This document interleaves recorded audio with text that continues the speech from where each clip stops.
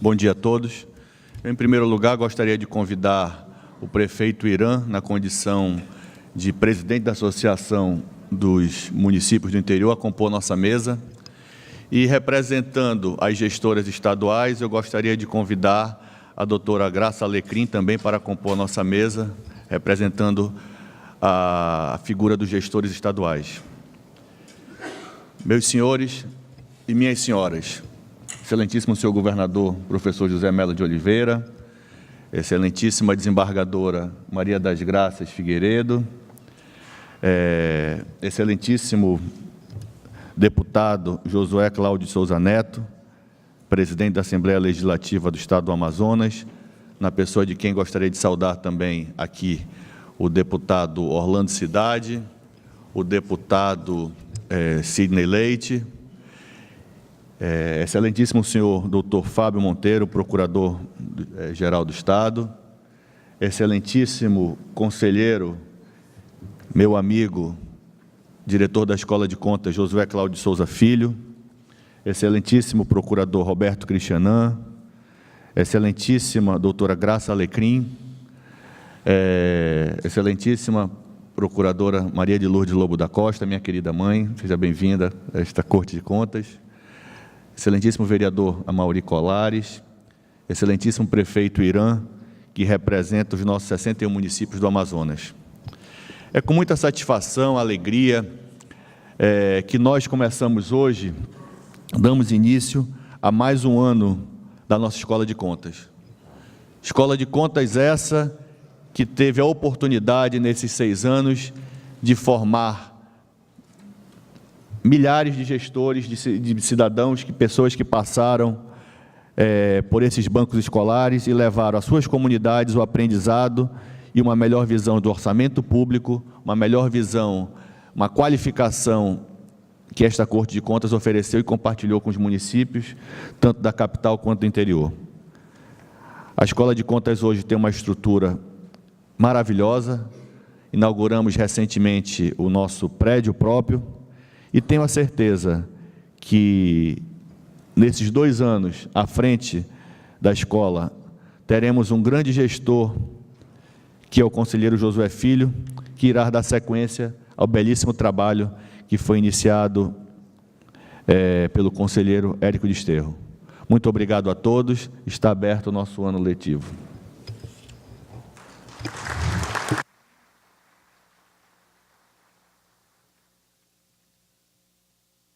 Senhoras e senhores, dando prosseguimento a esta solenidade, vamos ouvir, neste momento, o senhor excelentíssimo conselheiro Josué Cláudio de Souza Filho, coordenador-geral da Escola de Contas Públicas.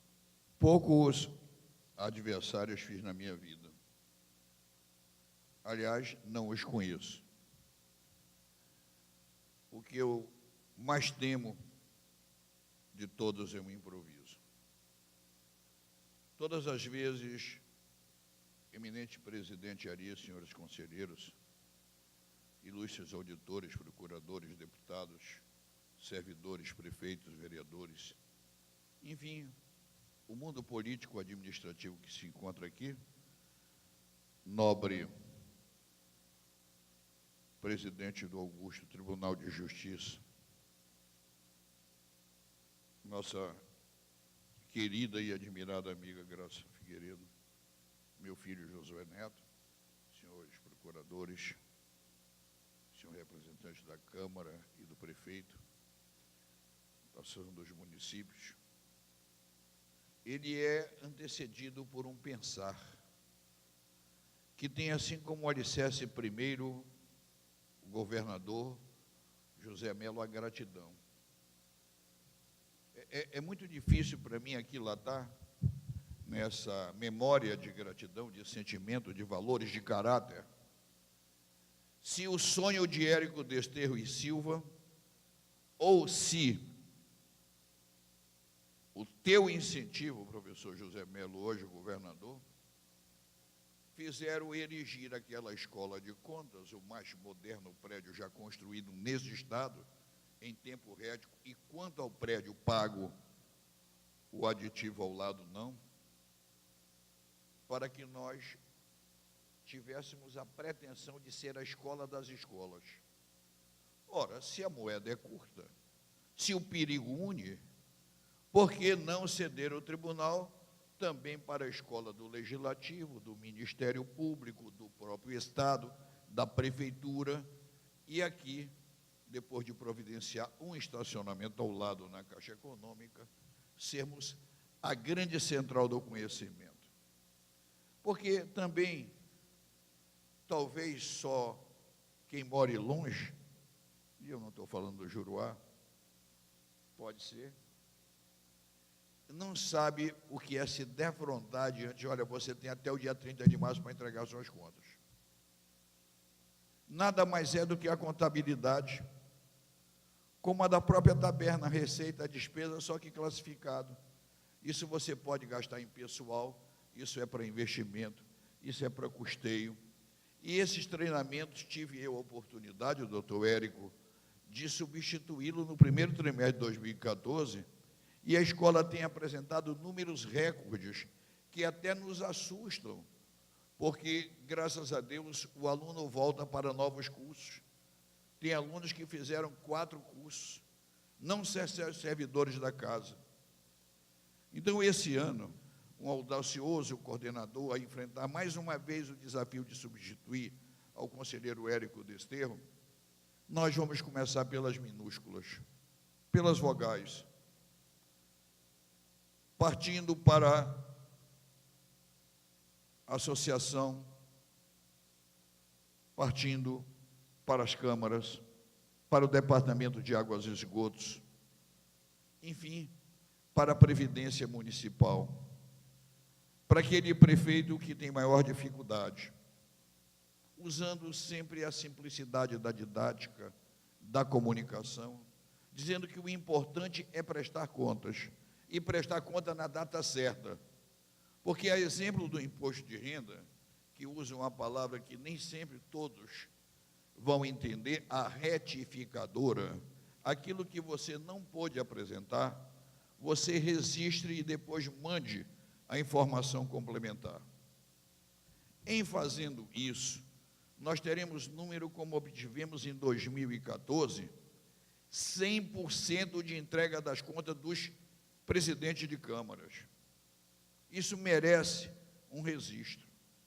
Eu estava ouvindo o Nadal, do tênis, falar sobre os vírus, e ele disse, essas notícias são muito dimensionadas.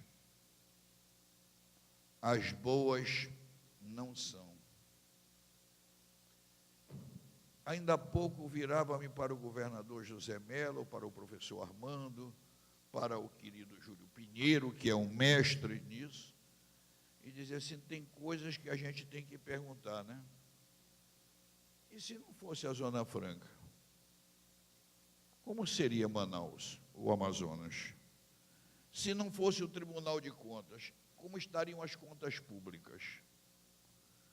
Eu quero vos dizer que hoje há uma filosofia majoritária de que o tribunal tem uma função eminentemente didática pedagógica, porque a moeda é pouca e ela tem que ser trabalhada não só por dignidade, por inteligência, em administrar os poucos escassos fazendo muito.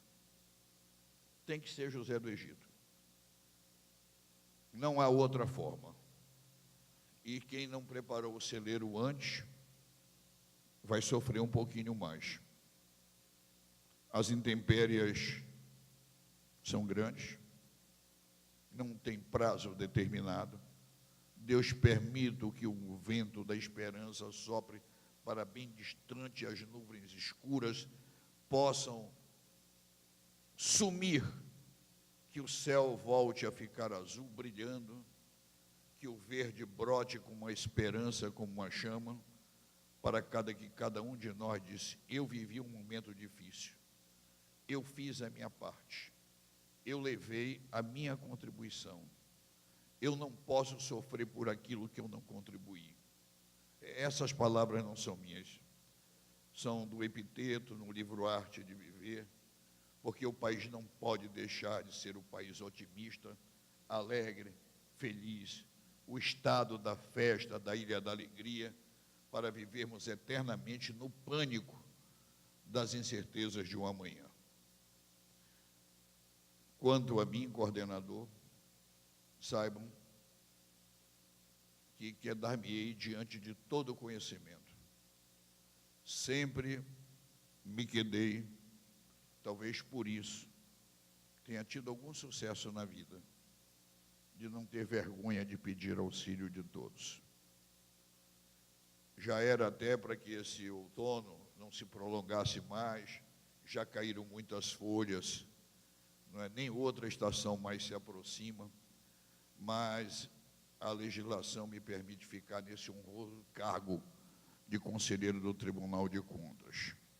Na minha filosofia não era nem bom, depois da presidência, ficar no quartel, né? Era hora de me retirar.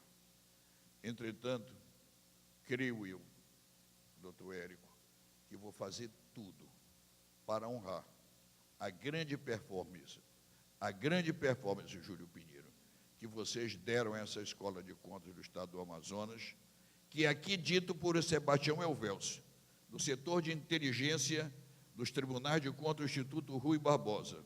Qualifica-se o tribunal pelos julgamentos eletrônicos, por uma filosofia inovadora e revolucionária, o controle social, ou seja, o cidadão auditor. Lá na ponta, em Atalaia, em Benjamin, em Guajará, ou aqui em São Gabriel, ou no Japurá, o cidadão ter contato com o tribunal e ter sido preparado para tal nessa Escola de Contas. É isso que ela se propõe: ensinar, qualificar, evitar punir, mas é histórico.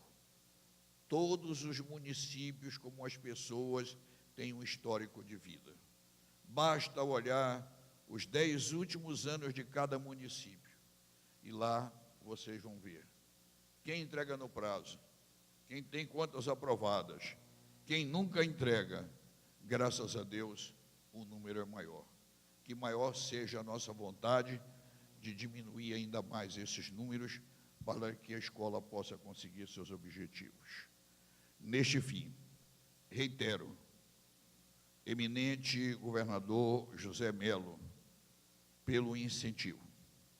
A ti, conselheiro e amigo Érico Desterro, a força que me deram de, em plena contra-correnteza, saltar o pano, abrir a vela e aportar no mais bonito prédio de escolas de contas do norte do Brasil. Muito obrigado. Parabenizar o conselheiro Josué pelas belas palavras e realmente reconhecer a unidade desta Corte de Contas.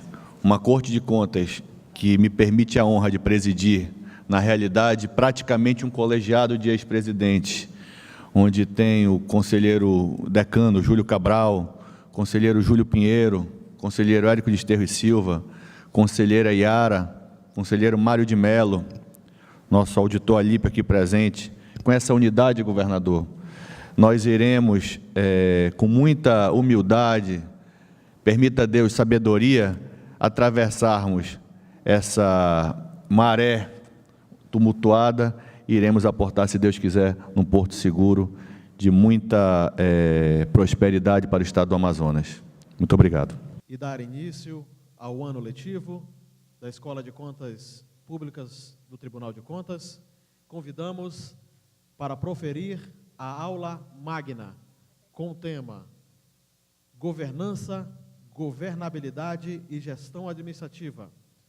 O senhor excelentíssimo governador do Estado do Amazonas, professor José Melo.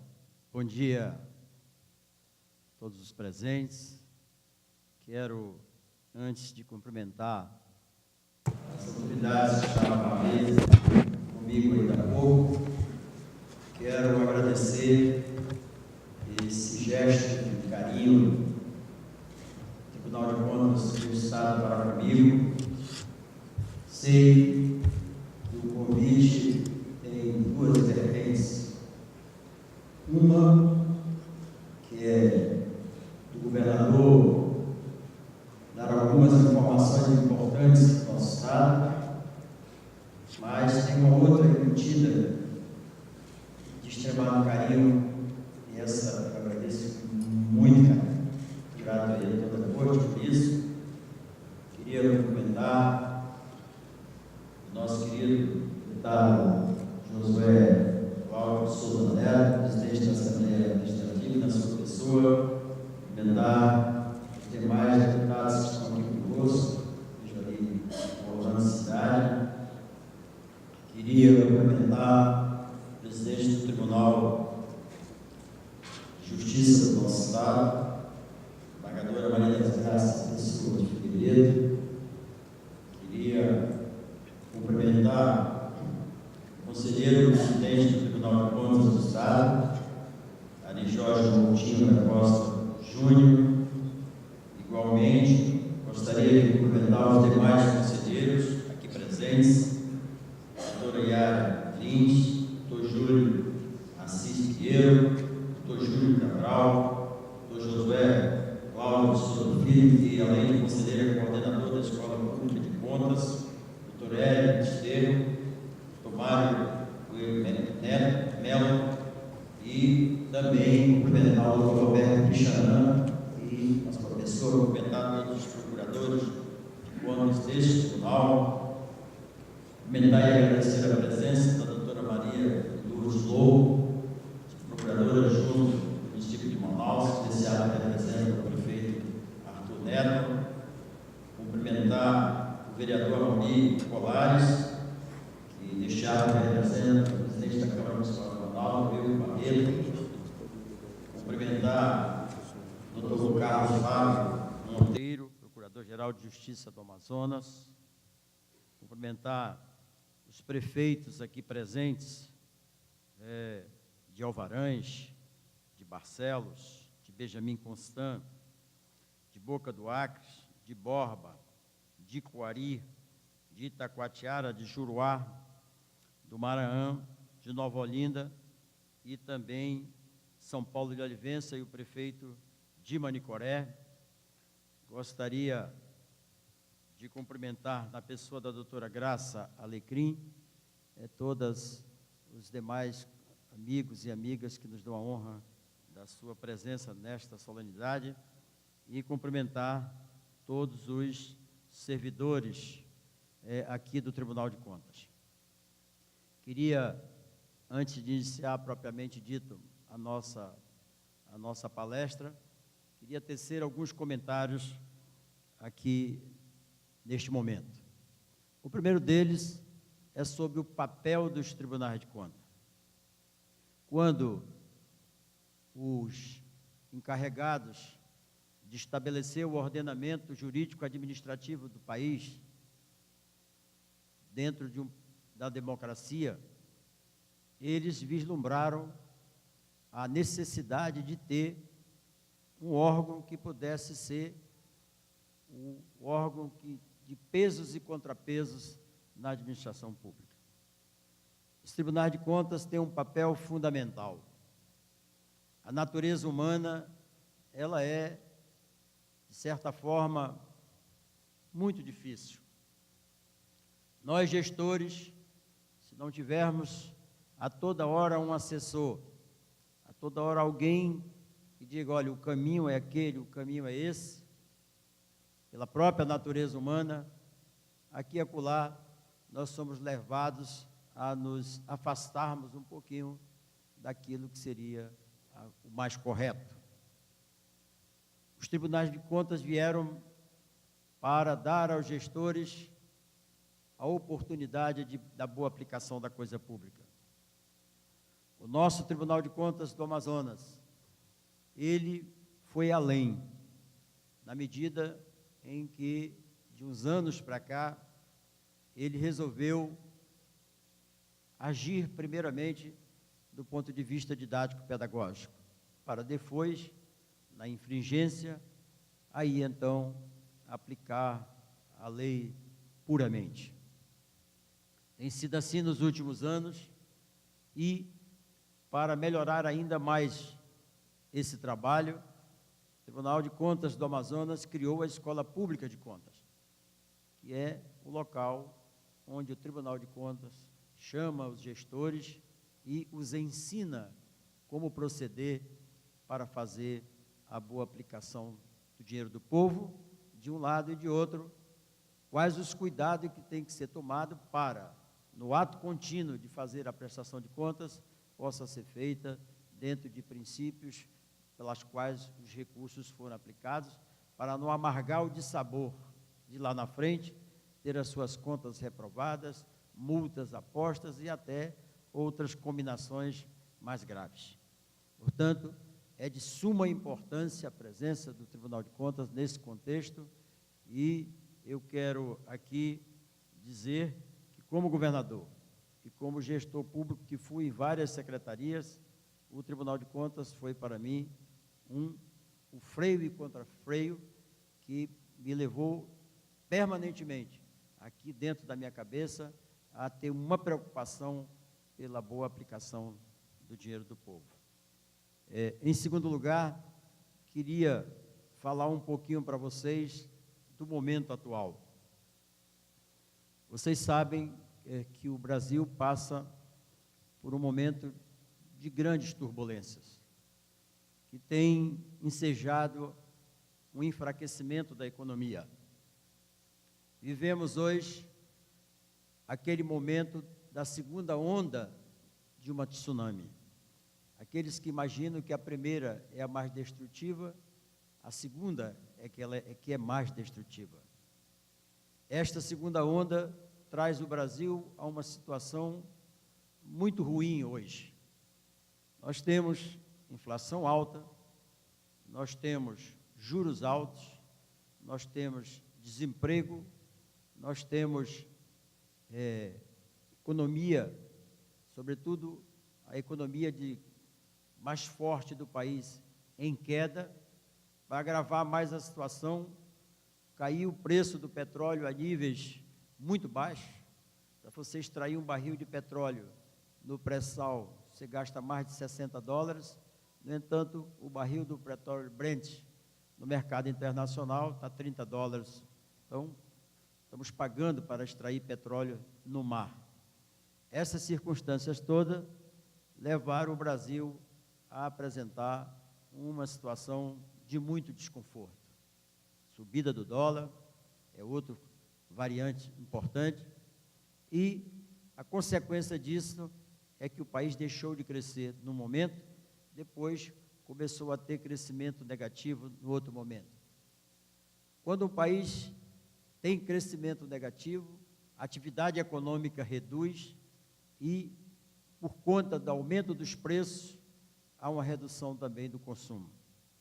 Redução da atividade econômica de um lado, redução do consumo do outro, implica em que aqueles entes que vivem da chamada receita pública, dos impostos que o povo paga para a manutenção desses entes, esses entes então passam a sofrer uma solução de continuidade na medida em que suas receitas caem. Eu tenho visto muita gente falar sobre queda de receita o ano passado no estado do Amazonas. Poucos fazem a análise correta. O ano passado, se nós estivéssemos crescendo nos mesmos níveis que crescemos nos 4 anos em que o Omar foi governador, nós teríamos tido o ano passado uma receita extra de R$1,2 bilhão, o chamado excesso de arrecadação. Nós não só não tivemos isso, como ainda tivemos uma frustração do orçamento inicialmente previsto de R$1,5 bilhão. Então, nós estamos dizendo aqui que o Tribunal de Contas do Estado, o Tribunal de Justiça, o Ministério Público, o Governo do Estado, todos nós deixamos de arrecadar o ano passado R$2,7 bilhões. Por isso é que todos nós tivemos que fazer o nosso dever de casa.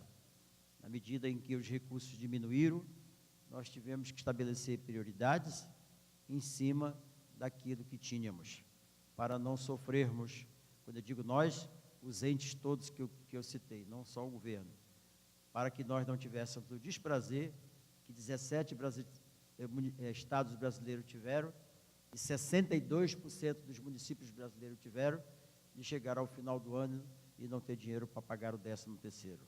Outros tiveram que optar entre pagar a folha do mês e o 13º. E teve estado super rico desse país que, ao final do ano, entrou no banco, deu o aval do Estado para que o servidor fosse ao banco tirar o dinheiro emprestado em seu nome, com o aval do governo, porque aquele Estado não tinha dinheiro para pagar a folha. Eu quero, como governador, parabenizar os dirigentes desses órgãos todos, doutor Fábio, do Ministério Público, doutora Graça, do Tribunal de Justiça, Josué e Ari, que está dividido aí, do Tribunal de Contas, que tiveram o cuidado de, ao perceber tudo isso, ajustar os seus recursos à luz dos objetivos maiores de cada um desses órgãos. Bom, é muito importante porque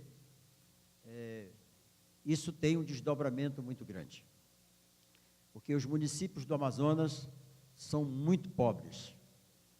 O Amazonas tem uma coisa que é diferente dos outros estados. Eu falei isso ontem, quando o Arthur foi ler a mensagem dele. Nós temos, na cidade de Manaus, por exemplo, uma cidade com cara de cidade grande, problema de cidade grande, mas não tem os recursos de uma cidade grande. O modelo do Distrito Industrial de Manaus, ele retira recursos que, ordinariamente, seriam recursos que iriam para serem repartidos entre os entes que a Constituição assim o determina.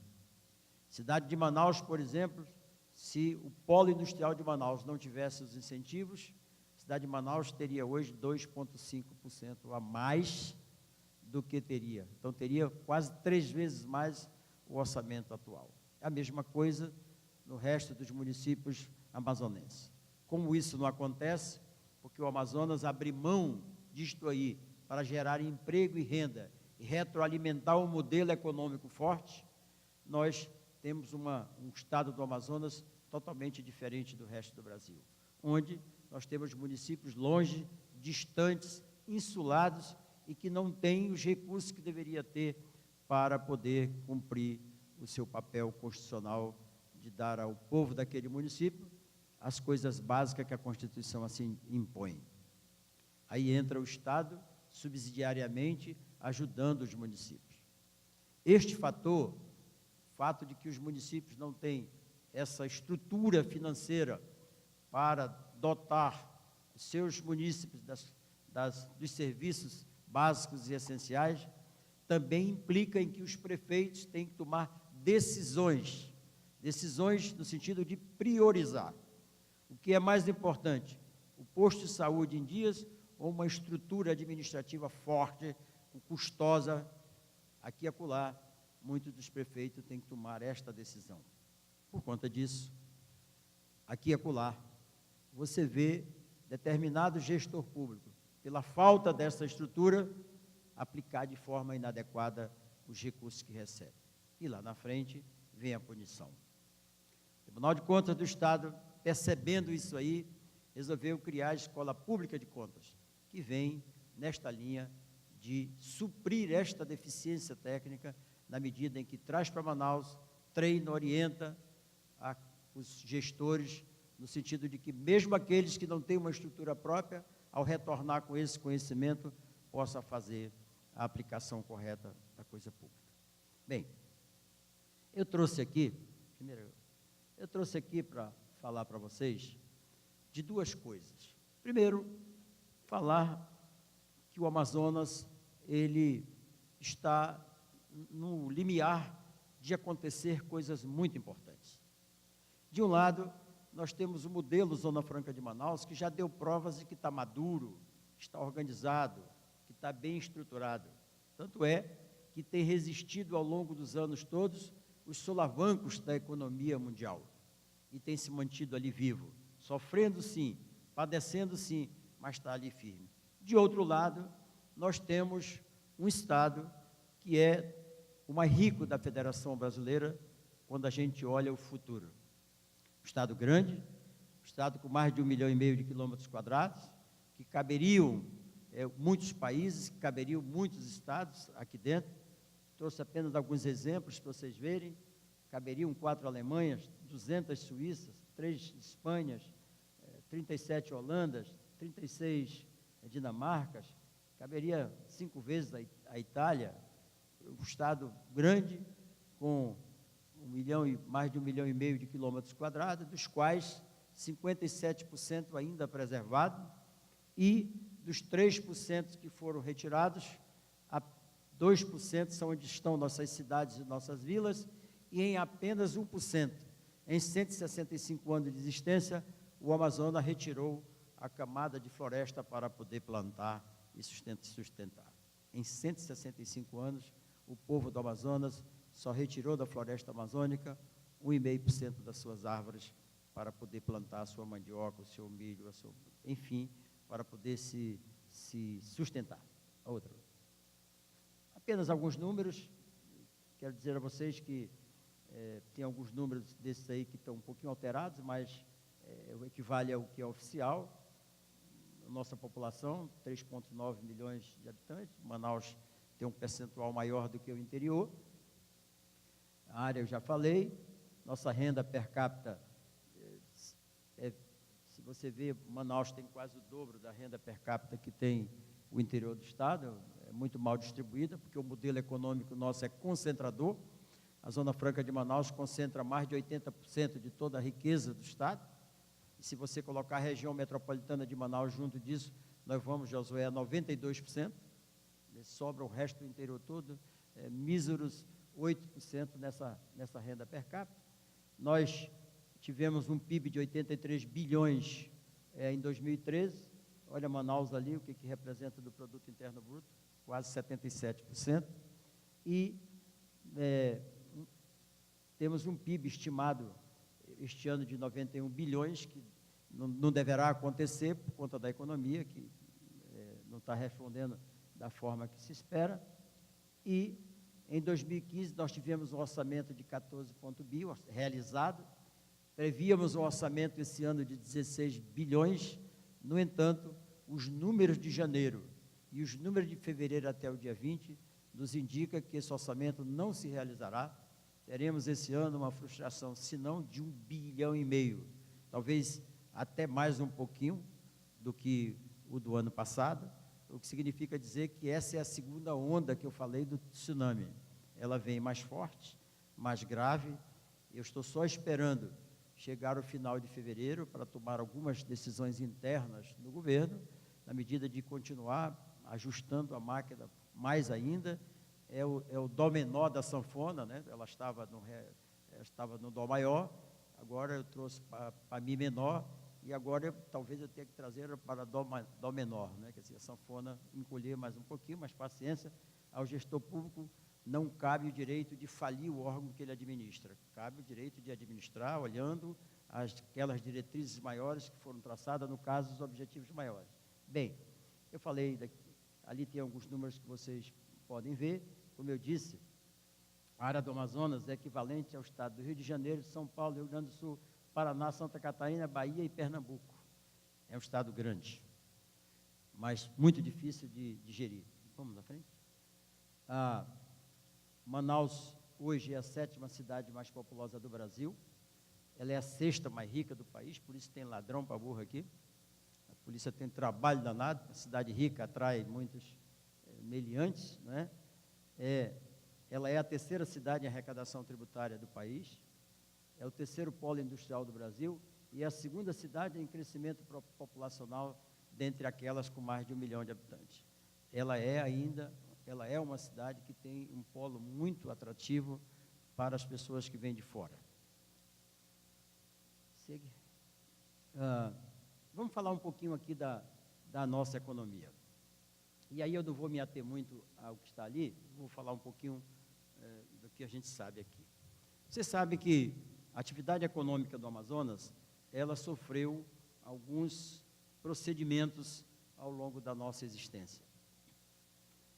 A primeira fase do desenvolvimento econômico do nosso estado era a fase do extrativismo, aquela em que as pessoas vinham para cá para retirar da floresta o que a floresta tinha para oferecer.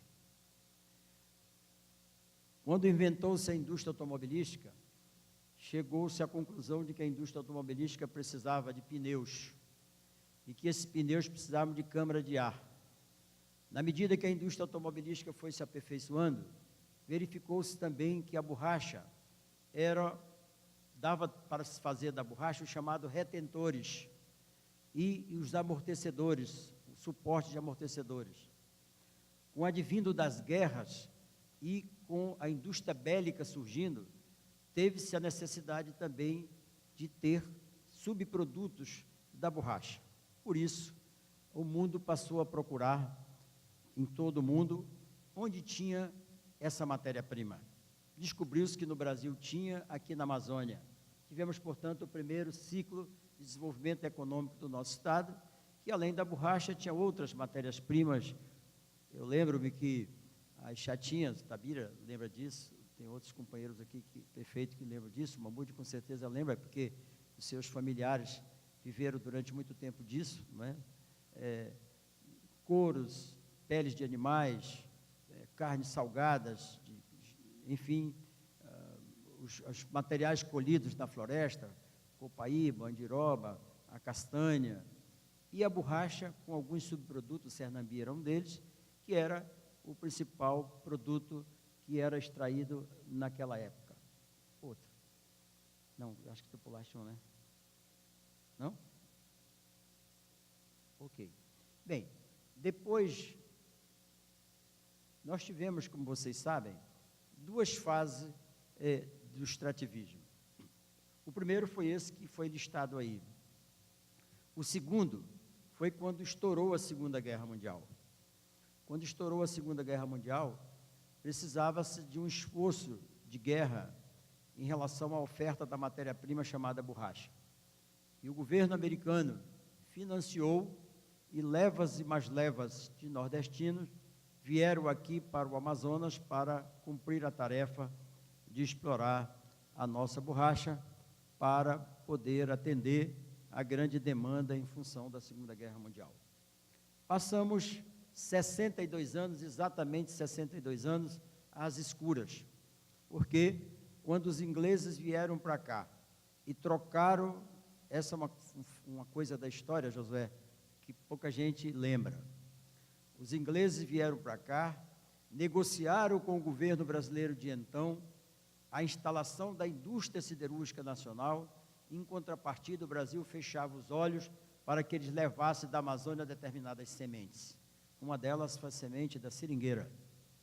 Eles levaram, plantaram lá na Malásia, ordenadamente, um pé atrás do outro, fizeram estradas entre as seringueiras e passaram a colher essas seringueiras de forma ordenada, e o preço de colheita foi lá para baixo, enquanto a partir do preço da nossa exploração da borracha nos seringais era um preço muito alto. Consequência disso é que a Malásia passou a oferecer a oferta que o mundo precisava da matéria-prima borracha, e aqui virou Porto de Lenha, como diz a música. Foram 62 anos, não tinha luz elétrica, não tinha água encanada, não tinha hospitais, poucas escolas. Porto de Lenha. Foi quando se resolveu instituir a Zona Franca de Manaus. Só que a Zona Franca de Manaus, ela não veio para nós por conta de uma necessidade econômica do nosso Estado. O Brasil, àquela altura, ele estava de costas para o Nordeste, estava de costas para o Norte. O Brasil só pensava ali naquela parte central do país. Depois foi que virou-se para o Nordeste, e finalmente virou-se aqui para o Norte. A grande preocupação dos governantes brasileiros de então era o que o mundo estava pensando sobre a Amazônia. Muitos governantes mundiais importantes davam entrevistas dizendo que a Amazônia não pertencia aos brasileiros, que a Amazônia, pelo seu potencial biogenético, era de propriedade da humanidade. Os governos militares fizeram então o seguinte: resolveram implantar no coração da Amazônia um modelo de desenvolvimento econômico para dar uma resposta lá fora. Não venham, porque nós temos governança sobre aquela região. Por isso a Zona Franca de Manaus veio para cá. Não foi porque nós precisávamos não foi porque nós éramos Porto de Lenha, não foi porque precisava desenvolver essa região do país. Zona Franca veio, cumpriu a sua missão geopolítica e cumpriu também uma outra missão, que foi de implantar e consolidar no coração da Amazônia um polo de desenvolvimento econômico tão forte que irradiou para o resto da Amazônia Ocidental as suas influências. Mais ainda, a Zona Franca de Manaus se transformou tão forte que passou a ser exportador líquido de receita para a União. De tudo que a União manda para cá e tudo que nós mandamos para lá, nós perdemos feio, porque a União recebe muito mais do que nos manda para cá. Mas a Zona Franca de Manaus, ela provocou uma profusão de empresas que vinham para cá, e ela tinha uma filosofia, é que o Brasil, querendo aumentar as suas reservas cambiais, ele queria que o modelo Zona Franca de Manaus fosse substituidor de importações. Produzindo-se aqui, não precisava importar ali. Não importando ali, aumentavam-se as reservas cambiais. Por isso, muitas empresas vieram para cá, por causa dos incentivos federais e por causa dos incentivos estaduais. Hoje temos mais de 600 empresas instaladas aqui. Mas o modelo Zona Franca de Manaus, que ao mesmo tempo que é o modelo que nos sustenta, Roberto Braga, ele é também o nosso calcanhar de Aquiles. Ficou provado, porque 70% de toda a produção da Zona Franca de Manaus é consumido dentro do Brasil, uma outra parte consumida na Argentina, uma parte consumida aqui na Venezuela e uma pequena parte consumida em outros países. Sobretudo, aquela decorrente da exportação que a Coca-Cola faz do que ela produz lá na Jaioro. Veio agora a crise. O poder de compra do brasileiro diminuiu. E o modelo industrial que mais sofreu foi a Zona Franca de Manaus. Quem mais perdeu dinheiro nesta crise brasileira foi o Amazonas. Porque a Zona Franca de Manaus, que produz para vender para o Brasil, quem tem um celular não troca, porque ele tem que fazer a opção que o presidente do Tribunal de Contas está fazendo agora, o presidente do Tribunal de Justiça está fazendo. É a opção, ou eu compro um celular novo, ou eu alimento meus filhos. Então, eu vou alimentar meus filhos e vou ficar com meu celular velho, com meu tablet velho, com uma geladeira, com tudo. Enfim, é assim que gira a cabeça do povo, porque os juros estão altos, o poder aquisitivo baixa, e aí não adianta a Zona Franca de Manaus produzir, que não tem para quem vender. Por isso, o setor que mais gera emprego e o setor que mais gera receita para o Estado, que é o do eletroeletrônico, caiu o ano passado 32%. Se juntar a ele o setor de duas rodas, que caiu 17%, aí vocês estão vendo o desastre que aconteceu para nós gestores, prefeitos, presidente do tribunal, Ministério Público, Tribunal de Contas, todos nós, daí porque o desastre se desabou nas nossas cabeças. Para agravar mais ainda, os recursos transferidos pela União também caíram, porque caiu a economia geral. Então, ano passado, todos nós esperávamos o recurso do Fundeb que não veio, esperávamos o recurso do Fundo de Saúde que não veio, esperávamos, enfim, um acréscimo de recursos que não veio e tivemos que fazer todo aquele jogo sadio, no sentido de terminar o ano, a gente com as nossas estruturas administrativas sob equilíbrio, devendo sim, todos devendo, mas com equilíbrio. Bem, várias empresas, como vocês viram, pode passar, Fabiano, eu já pulei isso aí, pode passar? Bem, agora vamos falar um pouquinho. Zona Franca está aí, é um modelo forte, equilibrado, é um modelo que, anotem, me cobrem, passado a crise, o modelo industrial que mais vai crescer no Brasil é a Zona Franca de Manaus. Dois fatores vão influenciar. Um já aconteceu, que foi a prorrogação por mais 50 anos, com os 6 que ainda restam, temos mais 56 anos de incentivo. O segundo fator vai acontecer esse ano, que é o fator que implica em acabar no Brasil com a chamada guerra fiscal. Os estados brasileiros, ao arrepio da Constituição, ao longo de muitos anos, eles foram dando incentivo de ICMS para as empresas, quando a Constituição diz que só o modelo Zona Franca de Manaus tinha essa prerrogativa de fazê-lo. Mas deram, na leniência brasileira. Só que o Estado do Amazonas entrou no Supremo Tribunal Federal e a ADIM que o Estado entrou teve um julgamento de mérito, né? E agora, depois que teve esse julgamento de mérito, tocou horror no Brasil todo. Porque esse julgamento de mérito ficou provado que todos os incentivos concedidos às outras empresas dos outros estados brasileiros eram inconstitucionais. E que as empresas teriam que devolver, e que os estados, os impostos que os estados deram, teriam que ser revestidos em favor do povo.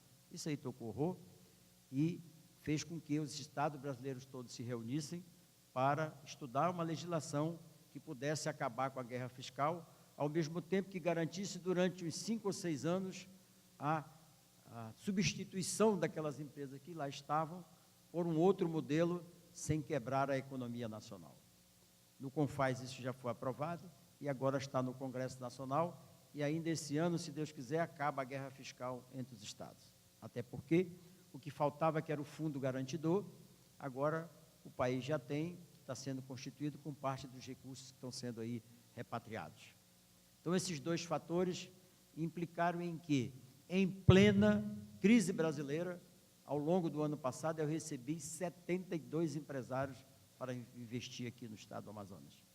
Grande parte deles investindo na Zona Franca de Manaus, mas uma parte substancial interessados num outro modelo que não era a Zona Franca, que era um modelo novo que nós vamos falar daqui a pouco, que é uma matriz econômica sustentável para o nosso estado, que eu vou falar daqui a pouco. Então, esta matriz econômica, ela está na linha da nossa biodiversidade. Se nós pararmos um pouquinho e fecharmos os olhos e darmos um bordejo sobre as riquezas que Deus colocou aqui no Amazonas, nós vamos ficar surpresos com a quantidade e a riqueza delas. Se olharmos só um produto, que hoje já está escasso no mundo, e que nos próximos 50 anos, juntamente com a água doce, vão ser os 2 principais problemas que o mundo tem que resolver, que é produzir proteína, onde o estado do Amazonas tem água e tem sol, tem todas as condições do mundo de se transformar no maior produtor de proteína de água doce, peixe de água doce do mundo, porque todos os estudos científicos que se faz aí mundo afora indica que o mundo já passa hoje por esse problema, Sidney Leite, e vai se agravar cada dia, porque a população mundial cresceu numa progressão, enquanto que a oferta de alimentos, ela cresceu em outra e até em determinados momentos estagnou. Porque os alimentos para o mundo saem ou da terra ou saem da água. Na terra não dá mais, porque não dá mais para desmatar. Nem a natureza aceita isso, nem o mundo civilizado aceita mais. Então, quem tem produção em terra está melhorando a produtividade, através de estudos científicos. Mas um boi não chega a 2 toneladas, Josué. Um boi pode chegar a 700 quilos, mas ele não chega a 2 toneladas. Mas nós vamos precisar das 2 toneladas. O mundo se voltou para o mar, para verificar a situação do mar. 72 anos atrás, mais de 60% de todo o alimento do mundo vinha do mar. 72 anos depois, a população mundial dobrou de tamanho e o mar só oferece hoje 30%. Então, nós caminhamos para um ponto de fusão, onde alimento vai ser cada vez mais escasso. Estudo científico se fez para a utilização das algas como alimento. Chegou-se à conclusão de que as algas têm um papel fundamental na temperatura do mar.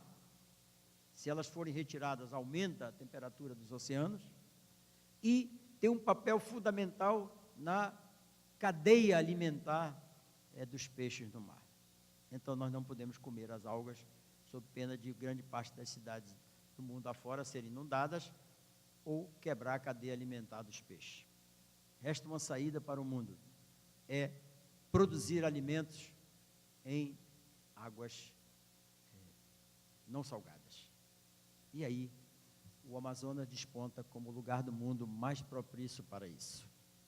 Por isso, no dia 1º e no dia 2 de março agora, nós vamos reunir o mundo todo aqui para trabalharmos essa matriz econômica sustentável naquele 1% que o homem e a mulher do Amazonas desmatou ao longo de 165 anos. Eu não quero mais nada do que já está degradado. Só quero produzir onde já está degradado. Nos transformará. Para você ter uma ideia, se nós criarmos peixe associado com fruticultura, no 1% da Amazônia degradada, 1% do estado do Amazonas degradado, isso representa, em termos de receitas, em termos de emprego, representa 2 Zona Franca de Manaus. Se fizermos isso, teremos a Zona Franca de Manaus e mais 2, com uma vantagem, que aqueles números que nós vimos anteriormente, onde quase 80% de toda a economia está aqui concentrada na cidade de Manaus, onde o interior do Amazonas, no produto interno bruto, tem que se satisfazer com apenas 8% da nossa riqueza. Esses fatores que nós estamos falando agora irão contribuir para isso mudar completamente, e aí nós teremos o interior 2 vezes mais rica do que a cidade de Manaus, e teremos a Zona Franca de Manaus rica e pujante também, teremos 2 motores na nossa economia. E quando acontecer lá na frente um problema igual a esse que aconteceu agora no Brasil, nós não sofreremos tanto, porque nós teremos uma outra atividade econômica forte a nos sustentar. Além do peixe, nós temos a questão da floresta. A floresta amazônica é uma das poucas florestas ainda existentes no mundo. É porque não deu tempo de eu preparar, mas depois eu até dou para vocês. Nós estamos preparando um trabalho aí que nós vamos apresentar para as pessoas que vêm de fora, para esse encontro, onde nós vamos saber como era o mundo há 200 anos atrás. Depois nós vamos fazer uma digressão até chegar agora. Vocês vão ficar impressionados de ver quantas florestas existiam há 200 anos atrás no mundo e quantas existem hoje. As aqui, da América do Sul, umas poucas na África, uns pedaços lá na Ásia, um pouquinho lá pelas Nova Zelândia da vida, mas um ecossistema completamente diferente, e nada mais. Qual é o papel dessas florestas no equilíbrio ecológico? São elas que provocam os chamados rios voadores. Se não fosse a floresta amazônica, não teríamos chuvas no sul do Brasil, porque é a umidade daqui que faz com que chova lá, como é a umidade da África que faz com que chove na Europa, como é a umidade da Ásia que faz com que haja chuvas. Fora disso, temos poucas quantidades de chuva, no caso do Brasil, que vem da Patagônia, áreas frias, trazidas pelos chamados ventos alísios, que representam apenas 10% de toda a chuva que cai no Brasil. Experimente atirar a floresta amazônica, que vocês vão ver o agronegócio brasileiro desaparecer. Portanto, nós temos aqui no nosso estado água doce, uma quantidade incomum a níveis mundiais. Se tirarmos o Canadá, que tem mais do que nós, mais 60% da água doce que tem no Canadá são sob a forma de geleiras, se descongelar também é um desastre ecológico sem fim. Tirando o Canadá, nós somos a maior reserva de água doce disponível do mundo. Além dessa que nós sabemos que tem aqui, o aquífero, o alter do chão que está aqui embaixo, é 1,5 vezes mais do que a quantidade de água doce que tem aqui em cima. Mas existe uma coisa, então essa floresta encerra um banco genético incomum, que poderá ancorar a produção de muitos produtos aqui no estado, biocosméticos, de alimentação, produção de remédios, a partir dessa riqueza que tem aí, o peixe. Mas eu quero falar de uma outra riqueza que nós temos aqui, que poucas pessoas sabem da pujança dessa riqueza. Eu queria que tu passasse para os recursos minerais, por favor. Aqui. Volta. Bem, não, volta um pouquinho. Não, querido, passa só mais um. Aí, para aí, por favor. Se nós olharmos a matriz econômica que a gente vai tentar trazer o mundo para ser nosso parceiro nessa matriz econômica nova, vocês vão ver a piscicultura, que eu acho que será o carro-chefe. Acho que o Brasil poderá, e o Amazonas poderá contribuir de forma decisiva para essa questão fundamental de problemas que o mundo vai ter de alimentos.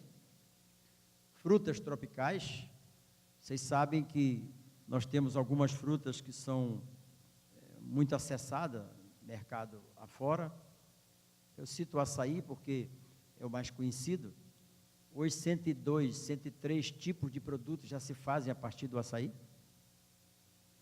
Recentemente descobriu que o açaí serve também para questão de pressão alta, porque ele tem a antocianina, que é o sal que precisa para fazer os remédios da pressão alta. Mas nós temos outras frutas, o buriti, a abacaba, o patoá, enfim, todas frutas altamente nutritivas e que só precisam ser objeto de estudo científico para transformar num produto sustentável. Nós temos o camu-camu, que é uma fruta que tem maior quantidade de vitamina C do mundo, não é? Temos a acerola, tropicalizada, que se deu muito bem. O buriti, que na nossa natureza a gente toma o vinho do buriti, acha gostoso, etc. Mas ele tem beta-caroteno. Não tem um produto de beleza que esteja no rosto das senhoras e senhoritas aqui presentes que não tenha beta-caroteno. E o buriti é a fruta tropical que mais tem beta-caroteno. Então, nós estamos aqui dizendo que essa natureza, ela encerra uma riqueza muito grande que precisa ser explorada. E o nosso governo está indo nessa linha.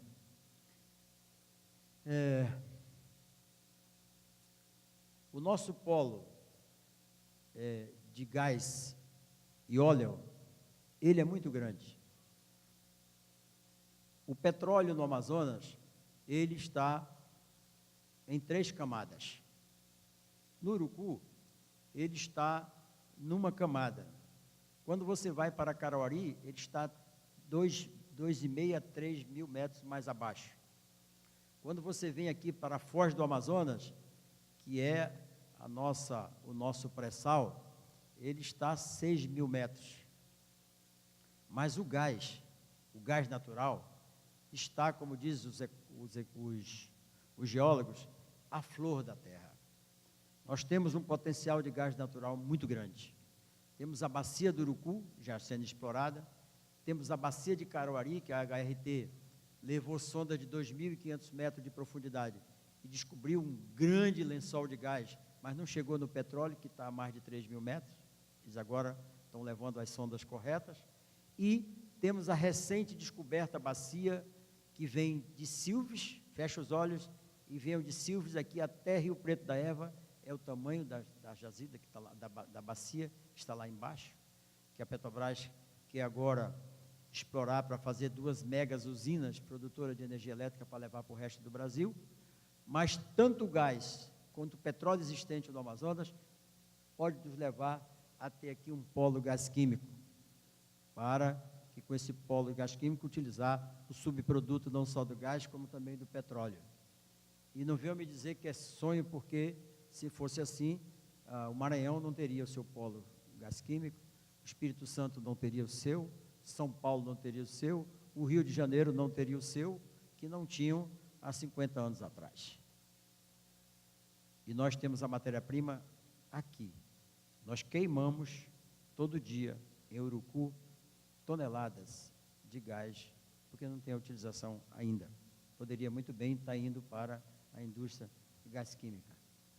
Temos a questão do turismo, que é uma coisa que, é aquela história do cachorro que passa e vê a galinha rodando naquela máquina, né? E ele fica olhando, cheirando, é a mesma coisa do turismo. Vamos, por exemplo, para Costa Rica, que é hoje o local mais visitado quando se quer ver florestas, árvores, enfim. A Costa Rica, 100% dos recursos que transformaram a Costa Rica vieram dos Estados Unidos. Vamos ver para o México, Cancún e Companhia Limitada. 100% dos recursos vieram de fora. Vamos ver aqui a nossa litoral nordestino. Uma parte veio do BNDES, mas grande parte veio de fora. Por quê? O turismo mundial se faz com a união de duas coisas: as empresas operadoras do turismo e as grandes companhias aéreas. A junção das duas faz com que elas escolham um destino turismo e aí os grandes financiadores vão e financiam isso aí. Nós ainda vamos ter um bom tempo para que aqui a gente possa ter um turismo assim igual ao da Costa Rica, igual ao do Nordeste, porque eu não vejo atualmente nenhum desses grandes conglomerados dispostos a fazer esse investimento aqui no nosso estado. Vamos lá para o... Bem, no trabalho que nós fizemos e que vamos apresentar ao mundo, porque ele precisa financiar, nós estabelecemos 5 grandes polos para a piscicultura. Isso não quer dizer que os outros municípios todos não vão produzir, vão sim, mas uma concentração de 5 polos. Um polo em Humaitá, por conta da proximidade que ele tem com o resto do país, o polo no entorno de Manaus, um outro polo que é de Manacapuru, que engloba Iranduba, e engloba também Novo Airão, um outro polo dos Careiros, Várzea e Castanho, mais Altazes e Manaquiri, e um polo aqui, Taquatiara, Rio Preto da Eva, que poderá chegar aí até Itapiranga. Nessas regiões, vocês vão de perguntar, por que o senhor só colocou aí? Porque exatamente aí está mais de 70% de toda a área degradada do estado.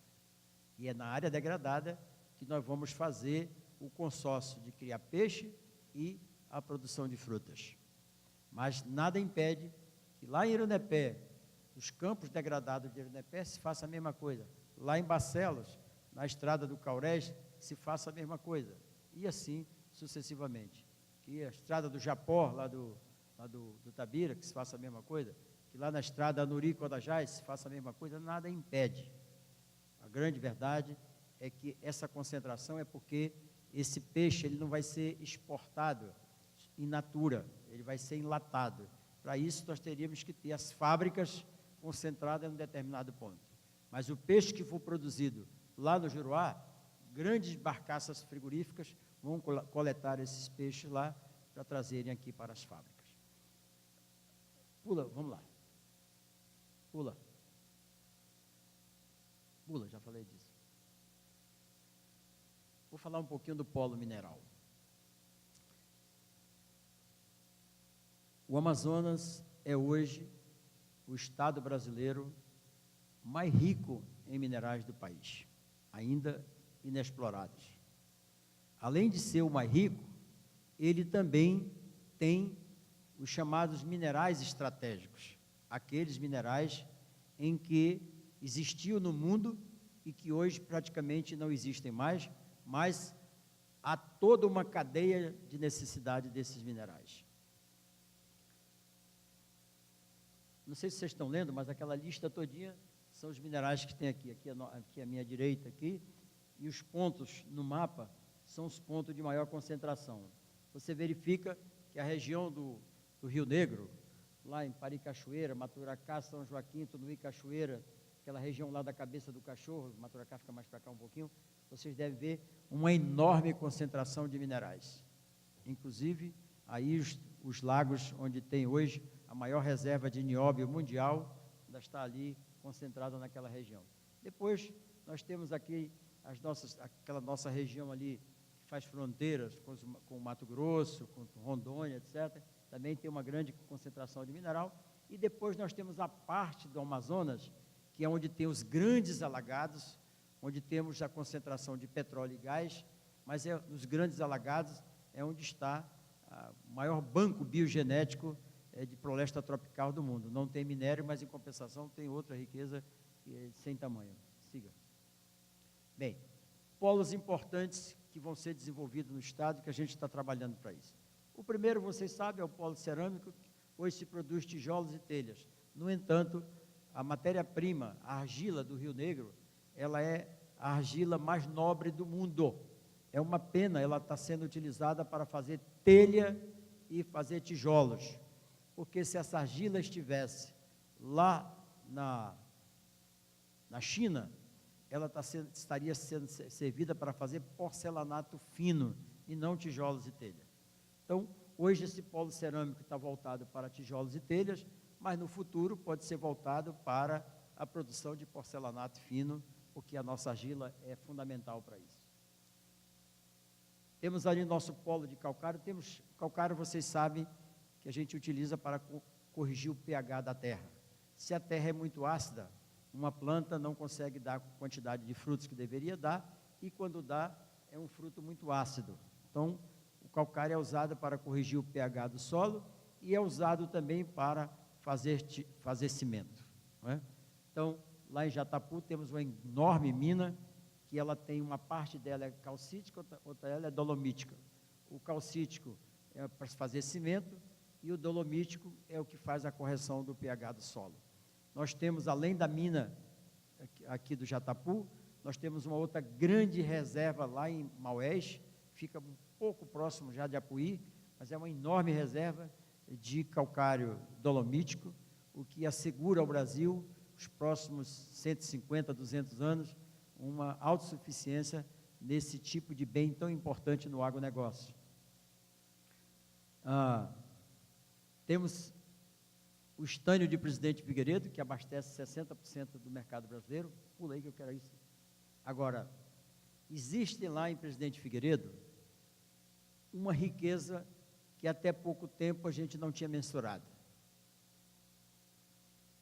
Quando você remove a terra para extrair o estânio, ao longo de todos esses anos, a Paranapanema pegou o chamado rejeito, tirou o estânio, pega o resto da terra, colocou ali do lado.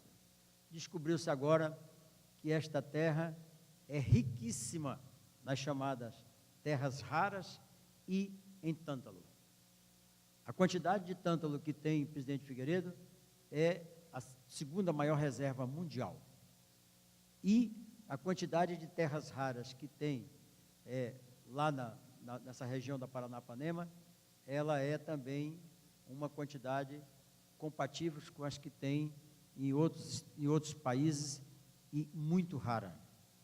As chamadas terras raras, elas são matérias-primas para a fabricação de computadores e celulares. E no Brasil só tem 3 lugares. Um deles, lá no Morro dos Seis Lagos, onde tem o nióbio, é uma terra indígena, reserva indígena Yanomami. Tem também no repartimento, lá na Serra do Repartimento, lá em cima, também, que é em Roraima, Yanomami. E temos uma grande reserva no Pitinga, que é de particulares. É esta reserva que o nosso governo está aí ajudando a viabilizar para que a gente possa produzir nos próximos 2, 3 anos esse tipo de matéria-prima que vai abastecer o mundo nessa matéria-prima para a produção de computadores e celulares. E temos o tântalo da mina de Pitinga, que é a segunda maior reserva mundial. Pula. Então, o Presidente Figueiredo, não sei se o prefeito está aqui, o Presidente Figueiredo está cercado de muita riqueza, né? De um lado tem o Lago de Balbina, que pode se transformar num grande produtor de peixe com os tanques redes que se colocar lá. De outro lado, está cercado de minerais estratégicos por todo lado, né? E ainda tem mais aquelas belezas que Deus colocou lá, que são as cachoeiras, que são inigualáveis. Temos aqui o potássio. Vou falar um pouquinho sobre isso aí. A reserva de potássio do Brasil, o Brasil tem 2 locais onde tem potássio. Um lá no Espírito Santo, onde a Vale já está explorando. Mas é uma reserva que atende apenas 7% da demanda nacional. Hoje, 82% de todo o potássio que precisa para o agronegócio é importado. Então, você tem que pegar dinheiro daqui para comprar lá fora. A nossa reserva aqui, ela é imensa, enorme. Ela abrange os municípios de Altaz, de Nova Olinda, uma parte do município de Maués, lá no Maués Açu, e aí ela atravessa o Amazonas, abrange parte do território de Itapiranga e atravessa de novo para cá, e grande parte da área onde está hoje o Novo Remanso é também uma área de potássio. Por isso que o abacaxi é doce, lá do Novo Remanso, porque não tem o solo, não tem acidez naquela região. Bem, uma empresa, de tanta gente insistir, e aqui eu quero dizer que o Eduardo fez a sua parte, o Omar fez a parte dele, agora a gente está fazendo a nossa, de tanto todos nós insistirmos, a Petrobras, que era dona de tudo isso, resolveu pegar um pedacinho e lançou um edital. Uma empresa, um consórcio de uma empresa canadense, adjudicou esse edital, né, ganhou a arte pública e resolveu começar a trabalhar no sentido de explorar esse potássio.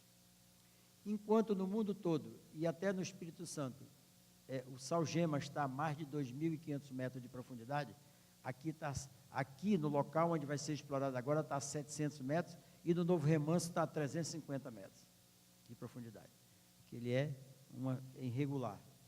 Pois bem, esse sal-gema é a prova de que aqui foi mar, não é? Está aí a prova de que aqui foi mar. Pois bem, essa empresa se constituiu, passou 3 anos para tentar conseguir a licença ambiental, agora nós demos a licença ambiental, e no dia que foi dada a licença ambiental, Mário Melo, no dia que foi dado, que ela informou ao mercado mundial que tinha a licença ambiental, naquele mesmo dia, Roberto, ela captou $1,5 bilhão. Naquele mesmo dia, aportaram $1,5 bilhão. Ela vai investir $2,5 bilhões até 2018 para fazer a planta industrial lá na comunidade de Soares, lá em Altazes. Então, o próximo prefeito de Altazes pode ficar tranquilo, porque só dos serviços que vão realizar lá, só o ISS dos serviços, a mega operação que vai ser feita lá, e depois a decorrência disso aí, quando começar a ser explorado, Altazes será um município que realmente terá um indicativo econômico muito forte. Tomara que os investimentos sejam feitos de forma correta, para a gente não ter os sonhos que tivemos em Presidente Figueiredo, que não aconteceu, os sonhos que tivemos em Quari, que não aconteceu, os sonhos que tivemos em Tefé, que não aconteceu, e estamos sonhando agora também em Caruarí, vamos ver se também acontece. Bem, então, significa dizer que é uma jazida com a extensão de 400 quilômetros, que vem desde lá, de Itapiranga até Rio Preto da Eva, e é estimada em 900 milhões de toneladas de sais de potássio essa jazida. Significa que nós temos aqui no Amazonas potencial para atendermos todo o agronegócio brasileiro só com o potássio que tem nessa região que eu falei para vocês. Vamos em frente?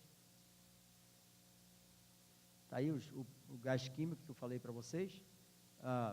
Hoje o Brasil importa grande parte da ureia e da amônia que precisa, importa etanol e produz muito polietilenos. Então, se o polo gás químico, de óleo e gás aqui, iria ensejar que nós poderíamos produzir aqui no estado do Amazonas esses 3 tipos de bens que são muito procurados no mercado internacional e no mercado interno. Vamos lá. A senhora está cansada. Recentemente, se descobriu, aqui próximo de Manaus, entre Manaus, Presidente Figueiredo e Rio Preto da Eva, se descobriu uma terra branquinha, em grande quantidade. Levou-se para o laboratório e se descobriu que isso é caulim. Caulim é um mineral, digamos assim, muito requerido no mercado, porque ele tem múltipla aplicação. Olhem ali, farmacêutica, cosmética, tinta, papel e construção civil. Está aqui pertinho de Manaus. Depois dos estudos científicos, que se provou a enorme jazida, uma empresa chinesa, chamada Guangdong, ela se associou a uma empresa brasileira chamada Calamazon, e agora estão sendo feitas as tratativas para a implantação da planta industrial aqui próxima a 40 quilômetros aqui de Manaus. Vocês terem uma ideia do tamanho que pode se transformar essa empresa, ela irá gerar em 5 anos o que a Paranapanema, de receita, o que a Paranapanema gerou em 20 anos para o município de Presidente Figueiredo. Eu disse a vocês que o Amazonas estava no limiar de algumas coisas. Uma Zona Franca de Manaus fortalecida, capaz de resistir aos solavancos da economia, e outra, que nós estamos aí, assim, abrindo uma janela para outras Zonas Francas, que são essas aí. Nós tomamos o cuidado de preparar o ordenamento jurídico todo, facilitador no sentido bem firme da palavra, não é facilitador por facilitar, é exatamente permitir que a economia caminhe de forma tranquila, e no dia 1º e no dia 2 de março, eu espero que a gente possa aqui juntos, e até eu queria convidar o doutor Júlio Pinheiro, que é uma pessoa que gosta dessa questão de meio ambiente, etc. Nós estamos trazendo aqui o mundo na viagem de Paris. A viagem de Paris serviu para duas coisas. Primeiro, eu tive contato com o mundo ambientalista, tive contato com o mundo financeiro, tive contato com representantes de países, e eu estava designado para participar de um painel. Era eu, representante de uma província do Peru, um representante de uma província de Angola, o representante de uma ilha australiana. Leia-se, o terceiro mundo estava todo junto, né? E quando eu fiz a minha apresentação, eu disse que eu era governador de uma região da maior floresta contínua do mundo, que ao longo de 165 anos só 3% tinha sido retirada, que desses 3%, 2% eram as cidades e vilas, e que apenas 1% tinha sido retirado, e que eu queria, nesse 1%, que o mundo pudesse nos ajudar a desenvolver esse 1% já degradado, como forma de retribuir aquele povo que ao longo de toda a sua vida preservou aquela floresta, porque fora dessa alternativa eu só tinha outra, era voltar para o meu estado, pegar a lei brasileira, botar debaixo do braço, que permite que eu tire 20% da floresta, e aí tirar 20% da floresta para poder sustentar o povo. Aí eu fui convidado para mais 4 painéis. Aí era o representante da Alemanha, representante da França, o governador da Califórnia, o governador do Reino Unido. Aí eu saí do terceiro mundo e fui para o primeiro mundo. Em função disso, nós conseguimos que ele se convencesse de que a floresta amazônica tem um papel fundamental no equilíbrio ecológico, que ela precisa permanecer assim, mas o povo que aqui vive precisa de uma compensação. O mundo vem, agora dia 1 e dia 2, para juntamente conosco, nós estabelecermos a matriz econômica sustentável do Estado, e o mundo vem com aporte tecnológico e com aporte financeiro para transformar o Amazonas no maior produtor de peixe de água doce do mundo, porque se assim não fosse, eu não teria outra saída como governador, era autorizar meu povo, não precisa nem autorizar, pegue a lei, bote debaixo do braço e tire 20%. Só com a madeira retirada desses 20%, o Tabira ficaria rico lá no Juruá. Eu digo Tabira, o município, né? Então, acho que agora criamos as condições para isso aí. E outra coisa importante, durante muito tempo se falou que o Amazonas precisava de uma saída para o Brasil e que a BR-319 precisava ser asfaltada. Toda vez que a gente ia ao governo federal com esse tema, e eu quero aqui dizer que o Eduardo fez a sua parte, insistiu demais, eu mesmo presenciei, o Omar muitas vezes até se zangou, mas o que a gente recebia de resposta era o seguinte: o mundo vai desabar na cabeça da gente, os ecologistas, etc. Não sei se vocês sabem, a BR-319, ela vai até o Tupana, ou melhor, até o Igapuaçu, ela já tem uma área totalmente degradada. Depois do Tupana e do Igapuaçu, até a divisa com o Maitá, tem 398 quilômetros. Eu nunca vi, eu vou fazer 60 anos, dos quais todos eles no Amazonas, eu nunca vi uma área tão rica, doutora Graça, de fauna e flora. Aquilo realmente precisa ser preservado. Mas o Amazonas precisava de uma saída. Então, nós fizemos um projeto em que a gente trata aquele trecho do MEI como se fosse, como os europeus, os americanos tratam as suas florestas que querem ser preservadas. Eles envelopam, eles colocam cerca durante todo o percurso e deixam passagem por cima para os animais, de 500 em 500 metros eles fazem uma passagem embaixo para os animais também passar, eles colocam câmera de monitoramento e estabelecem uma instituição para fiscalizar.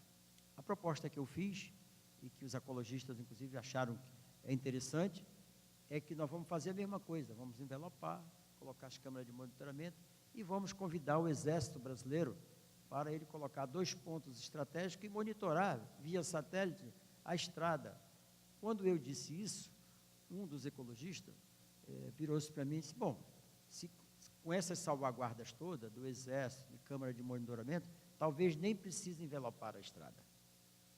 Então, essa reunião também tem um objetivo, é trazer a comunidade de ambientalistas para que nos dê o aval para que a gente possa asfaltar a BR-319 com todas as garantias ambientais que eles precisarem.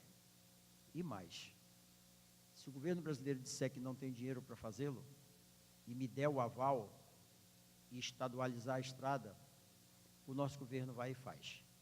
Porque depois que ela for estadualizada, ela virará uma estrada igual a todas as outras estradas brasileiras, com pedágio e tudo mais, e aí ela vai se autogestar. Então, essa reunião tem esse objetivo, da gente criar matriz ambiental sustentável para que a gente possa dar ao interior do Estado a outra perna que só tem hoje, que é da Zona Franca de Manaus, e, de outro lado, a gente puxar essa questão da BR-319 para a gente ter uma saída para o resto do Brasil, importante para a nossa economia e fundamental para o nosso povo. Pula, vai lá. Turismo eu já falei. Bom, agora pode encerrar. Nós extinguimos 7 secretarias. Nós pegamos outras 6 e fundimos com outras secretarias. Nós extinguimos 1000 cargos comissionados. Cortamos na carne mesmo. Nós chamamos todos os nossos fornecedores e repactuamos os contratos que tínhamos, olhando sempre o serviço. Reduz aqui, mas o serviço continuando. Nós criamos um comitê que estudou todos os procedimentos do Estado e me apresentaram um relatório, e agora nós estamos botando em prática as medidas. Para vocês terem uma ideia, ao longo de toda a vida que o Amazonas teve, o Amazonas contratou guarda armado. Tinha contrato de R$9.000 por mês, tinha de R$7.000, tinha de 5, tinha de 3. E ao longo de 11 anos, nós tivemos 3 casos em que os guardas armados foram assaltados. Em 2, os bandidos tomaram a arma e levaram. Em apenas um caso, trocaram tiro com os guardas. Nós chegamos à conclusão que se nós colocássemos câmera de monitoramento nas nossas unidades e colocássemos o nosso agente de portaria e ligássemos as câmeras de monitoramento com o CIOPS, que tem todo um sistema de segurança espalhado nessa cidade toda, nós teríamos melhor situação do que ficar pagando essa fortuna por guardas armados. Economia, 30 milhões ano. O Estado alugava carros de vários fornecedores. Só com a ata de registro de preço, são 22 milhões de economia que nós vamos ter, tendo o mesmo carro. Só que não é mais, não é mais um AD20, não é mais um... Não, agora é carro. É carro que anda, que tem motor, que vai para todo canto, que tem ar-condicionado, mas é um carro que vai custar R$2.000, e não 11.000, 8.000, 7.000. Nós tínhamos, na nossa folha de pagamento, uma série de pendurucalhos que não saiu nunca, nem lavando com água sanitária. Nós estamos com uma comissão, estudando a folha de pagamento, vamos ter uma economia de quase 40 milhões de reais só com isso. Nós estamos agora trabalhando dentro da saúde pública. Saúde pública é um ralo muito grande, um ralo enorme. Nós estamos lá com um sistema que vai desde a primeira compra até a dispensação. Estamos trabalhando, temos confiança que só na saúde pública vamos ter uma economia de uns 200 a 300 milhões de reais. Escreva o que eu estou dizendo a vocês. Eu quero dizer a vocês que, se Deus quiser, se a gente continuar firmemente com isso aí, até o final do nosso governo, o Estado do Amazonas vai dar um exemplo ao Brasil de organização, de controle, de firmeza nas coisas, não é? Um exemplo para vocês: um determinado contrato de uma determinada instituição, que era obrigado a ter num plantão 6 profissionais, e o governador, que está indo toda noite às unidades, chegava lá, só tinha 2. Por tudo isso, foram medidas que nós estamos tomando, antipáticas, mas absolutamente necessárias, sem as quais nós não teríamos governância sobre o governo do Amazonas nesses anos de muita dificuldade. Não teríamos. Teríamos ficado amarelo no final do ano e teríamos enfrentado muita dificuldade. 17 estados brasileiros não pagaram o 10º. 52% dos municípios não pagaram o 10º. Eu não vou citar porque é muito meu amigo o governador, mas é um dos 4 estados mais ricos do país. Tiveram que dar aval para pagar a folha e o 10º no final do mês. Então, são medidas absolutamente necessárias para a governança. O Estado do Amazonas, ao longo dos últimos anos, ele teimou em ir na contramão da história. A história administrativa impõe a todos nós a se adequar. Se eu tenho mecanismos de informática que permite que eu consiga alcançar no mais rápido do tempo, com menor custo, um determinado serviço, por que eu vou insistir em fazer com os procedimentos que foram trazidos pelo Pero Vaz de Caminha? Não, vou fazer. O que isso custa? Custa decisões duras, decisões que implicam em pessoas, mas eu não posso, por exemplo, com a tecla de computador, Mário, poder fazer uma coisa e eu tenho 20 pessoas fazendo a mesma coisa quando eu, por exemplo, eu posso pegar daqui a pouco, hoje eu sei quanto entrou de receita desde de 9 horas até agora. Então, esse Estado novo, organizado, ele é o Estado que a gente conformou para poder ter governança à luz da crise.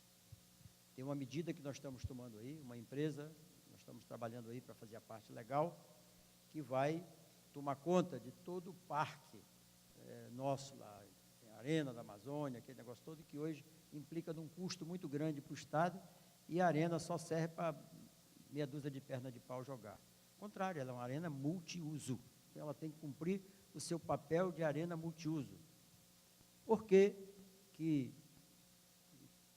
tem os grandes eventos nas outras arenas todas, por que aqui não? Ela não é uma das terceiras arenas do Brasil com 5 bolas? Né? É a terceira melhor do Brasil, está entre as 3 melhores do Brasil. Então, estamos tomando algumas medidas nesse sentido para que a gente possa ter um Estado mais organizado, mais compacto, menor. O Estado tem cada vez mais sair das atividades, porque tudo que a gente lê diz o seguinte: o Estado ele formula a política e apoia, à exceção daquilo que a Constituição diz que é função princípio do Estado, né, Ari? Saúde, educação, segurança, e aí, a partir daí, são coisas subsidiárias. É como no ordenamento da nossa estrutura curricular, português, matemática, física e química, ninguém abre mão. Aí vem o resto, né? Então, no resto, dá para você trazer a iniciativa privada, vir, etc. Então, é isso que nós estamos fazendo, e isto permitiu que nós chegássemos ao final deste ano que passou, com um governo equilibrado, com dívidas, como todo mundo, mas equilibrado, sabendo como vai fazer, de onde vai tirar e, se precisar, de onde tirará mais para cumprir aquele objetivo. Peço desculpa porque foi um pouquinho demorado, mas a plateia era tão seleta que eu acho que era importante que vocês tivéssemos os números, as informações, até para nós termos a seguinte certeza: estamos passando alguns momentos de turbulência, mas o que espera para os nossos filhos é algo muito legal, né? Tudo isso que eu falei aí não está no papel, tudo isso está no papel e andando. Temos muitas equipes trabalhando a questão da mineração, temos equipes trabalhando a questão do turismo, temos equipes trabalhando a questão da matriz econômica sustentável, temos muita gente trabalhando, temos equipes trabalhando, recebendo os empresários que vêm mundo afora. Eu recebi 2 semanas atrás, 3 semanas atrás, 17 empresários chineses, só um deles está disposto a investir aqui uma quantidade de recursos enorme para criar peixe com uma única condição: tem que vender só para ele. Ele investe, financia, mas tem que vender só para ele. E traz a fábrica também, porque ele quer o peixe enlatado. Então, a gente está em momentos assim que não pode parar. Não dá, por exemplo, para Maraã, que é a maior reserva que eu conheço de peixe ali, concentrada ali em redor dele, o Cícero fica aí sem ter dinheiro para fazer uma pequena ponte lá que liga 2 bairros, não é, Cícero? Cercado de riqueza e, ao mesmo tempo, né, essa riqueza não está disponível. Estamos aí com o INPA, estamos aí com a Embrapa, estamos aí com todos aqueles que fazem, com a UEA, com a UFAM, que fazem pesquisa e desenvolvimento para que a gente possa vencer as etapas. Ontem chegou aqui uma pessoa, passou desapercebido de todo mundo, mas essa pessoa é fantasticamente fundamental para o que a gente quer. Não sei se vocês viram no jornal, um sub-reitor da Coreia, que esteve aqui ontem conosco, tal. Ele é um dos maiores especialistas em ictiologia do mundo. E ele veio para com a Universidade Estadual do Amazonas assinar um convênio para que a Universidade Estadual do Amazonas possa ter acesso a todos os estudos que a Universidade da Coreia do Sul tem de centenas de milhares de anos. Quando nós começamos a criar tambaqui há 10 anos atrás, a China, há 2.000 anos que ela cria tambaqui em cativeiro. Muito obrigado. Deus abençoe a todos. Obrigado.